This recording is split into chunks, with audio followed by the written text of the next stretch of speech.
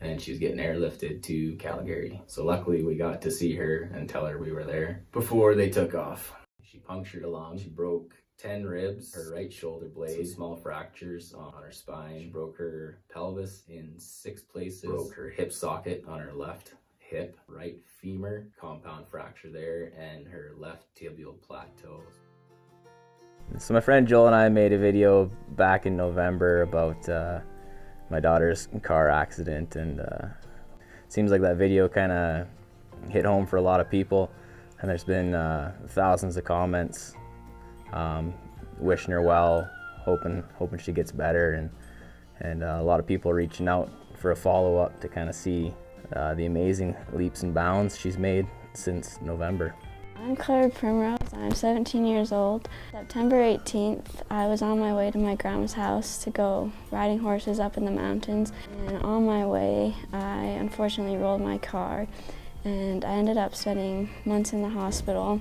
It's coming along slowly, but it's coming. So I was in the hospital for 2 months before we moved over to the Ronald McDonald House. I definitely enjoyed being at the Ronald McDonald House better because I could come home on the weekends and see my family and just be around more normal things. Heading up to Calgary, going up to surprise Claire. We're bringing a trailer full of horses. We were just sitting in our room at the Ronald McDonald House, and my dad gets a call from Joel, and he goes out in the hall talking on the phone, and he comes back. I asked him what was that about, and he made up some crazy story that he was riding out by our place and someone's cows were in the wrong field, and he was just so convincing, and I totally bought it. So that right there, that's the front where she'll come out. So I think we'll go over around the edge so we can ride around to her.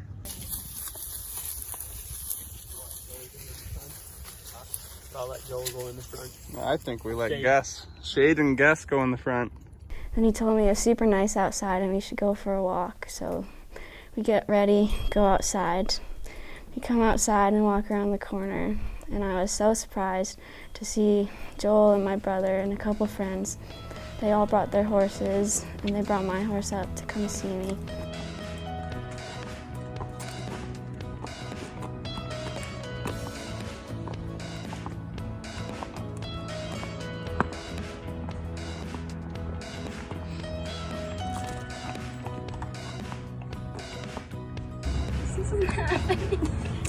Well, how are you? And that was probably one of the happiest times that I felt throughout my stay in Calgary. First thing I did when I got home is gave all the dogs a great big hug, and then all my family hugs. And just, it was really nice to just sit around and be with my family. All my muscles have been pretty tight from not using them for so long, so I had to really work on stretching and everything. And before I got on a horse, I would spend time sitting on my dad's saddle in the living room, just working on getting everything stretched back out so I could sit on a horse again. A solid 3 months in Calgary, and it was pretty hard being away from home, hard for the kids, hard for Claire, hard for us, hard on everybody that was helping out at home, keeping the place running. So it was a pretty big deal when we finally got the green light to be able to come home. Everybody was pretty excited that we'd reached that milestone, being able to bring her home and get everybody back together again. You know, we'd been gone for so long, it kind of felt like we were living a different life. And first week home, Claire was determined. She says, I want to go to roping. She says, I want to go ride. Told her, we're not there yet. We're getting close. And so we set up my saddle in the living room, and I said, you've got to be able to sit in this saddle for 30 minutes before we can go to the arena and put you on a horse. We've got to set ourselves up for success here. And so the first day she could barely make 5 minutes, and it was hurting to stretch like that. But she'd do that 2-3 times a day, every day, get in the saddle and just work on building those muscles and stretching those legs out. And it didn't take her long, and she was able to hit the 30-minute mark, and when she did, she sure let me know it. So guys, we're really excited to come out here, do this follow-up video with Claire, and to show you guys more of her, more of where she's at, we're going to go for a ride. She's going to be on board her trusty steed, Gus, and it's going to be a good time.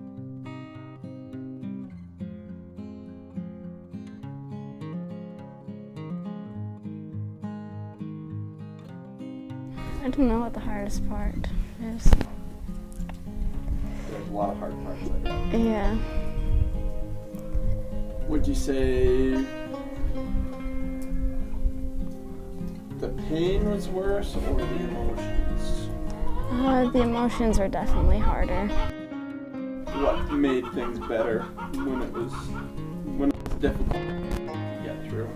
My dad was a big part of helping me through it all.